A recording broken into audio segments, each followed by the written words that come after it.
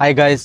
So ನಾನು ಯಾವಾಗ ಮೊನ್ಯಾಕೋ ಬಗ್ಗೆ ರಿಸರ್ಚ್ ಮಾಡಕ್ಕೆ ಸ್ಟಾರ್ಟ್ ಮಾಡಿದೆ ಅಲ್ಲ, ಅವಾಗ ನನಗೆ ಗುರ್ತಾತ ಇದು ಕಸಿನೋದ ದಿಂದ ಒಂದು ದೇಶ ನಡೀತೈತೆ ಅಂದ್ರೆ ಏನೈತಪ್ಪ ಈ ಥರದ ಕಸಿನೋದಾಗ ಅಂತೇಳಿ ನಾನು ಇನ್ನೂ ಸ್ವಲ್ಪ ಇನ್ಫಾರ್ಮೇಷನ್ ಮತ್ತು ರಿಸರ್ಚ್ ಮಾಡಕ್ಕೆ ಸ್ಟಾರ್ಟ್ ಮಾಡಿದೆ. ಏನೈತಂದ್ರೆ ಈಗ ನಾನು ಗೋವಾದ ಎಕ್ಸಾಂಪಲ್ ತೊಗೊಳೋದಾತಂದ್ರೆ ಆಫ್ ಶೋರ್ ಸಮುದ್ರ ಮೇಲೆ ನೀರ್ ಮೇಲೆ ಏನು ಶಿಪ್ಸ್ ಅದಾವಲ್ಲ ಅದಕ್ಕೆ ಆಫ್ ಶೋರ್ ಅಂತಾರೆ. ಅದ್ರ ಮೇಲೆ ಕಸಿನೋಸ್ ಅದಾವ. ಸೊ ಇದು ಒಂದು ಶಿಪ್ ಬಿಲ್ಡ್ ಮಾಡಕ್ಕೆ 300 crores ರೊಕ್ಕ ಹತ್ತೈತಿ ಅಪ್ರಾಕ್ಸಿಮೇಟ್ಲಿ. ಪ್ಲಸ್ ಇವ್ರದ್ದು ಮಂತ್ಲಿ ಎಕ್ಸ್ಪೆನ್ಸ್ ಇರ್ತೈತಿ 8 to 10 crore. ಬೋಟು ನಡೆಸ್ಬೇಕಲ್ಲ, ಸ್ಯಾಲ್ರೀಸ್ ಕೊಡ್ಬೇಕು, ಫ್ರೀ ಫುಡ್, ಫ್ರೀ ಡ್ರಿಂಕ್ಸ್ ಎಲ್ಲ ಇರ್ತೈತಿ. ಇಲ್ಲಿ ಇವ್ರು ಇಯರ್ಲಿ ರೆವಿನ್ಯೂ ರಿಪೋರ್ಟ್ ಮಾಡ್ತಾರ 5500 ದಿಂದ ಹಿಡಿದು 6000 crores ಮಟ್ಟ. ಗೌರ್ಮೆಂಟಿಗೂ ರೊಕ್ಕ ಕೊಡ್ತಾರೆ. ಕಸಿನೋ ರೆನ್ಯೂವಲ್ ಚಾರ್ಜಸ್ ಇರ್ತಾವ, ಅದೆಲ್ಲ ಸೇರಿಸಿ 500 ದಿಂದ 600 crores ಆಕೈತಿ ಇಯರ್ಲಿ ಚಾರ್ಜಸ್ ನಾನು ನಿಮ್ಗೆ ಹೇಳತ್ತಿದ್ದೆ. ಸೊ ಇಷ್ಟೆಲ್ಲ ಆಪರೇಷನಲ್ ಕಾಸ್ಟ್ ಐತಿ, ಇಷ್ಟು ದೊಡ್ಡ ಇದು ಇಂಡಸ್ಟ್ರಿ ಐತಿ.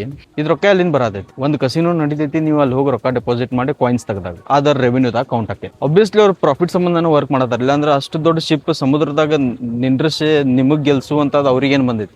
ಒಬ್ರಿಬ್ರು ಮಂದಿ ಗೆಲ್ಬೋದು, ಬಟ್ ಅದು ಕನ್ಸಿಸ್ಟೆಂಟ್ಲಿ ಗೆಲ್ಲಕಂತೆ ಆಗಲ್ಲ. ಅದು ಗೆದ್ದಿದ್ ರೊಕ್ಕನು ಅವ್ರು ಮತ್ತೆ ಹಂಗಟ್ ಹಿಂಗಟ್ ಮಾಡಿ ತಗೊಂಡೇ ಬಿಡ್ತಾರ. ಅದು ಅಟ್ ದಿ ಎಂಡ್ ನನಗೆ ಬೇಜಾರ್ ಅನಿಸ್ತೈತಿ. ಯಾವಾಗ ಹುಡುಗರು ಇದ್ರಾಗ ಬಿದ್ದ ಆಟ ಆಡ್ತಾರ, ಸಾಲ ಮಾಡ್ಕೊಂತಾರ, ಜೀವಾನು ಕಳ್ಕೊಂಡಾರ.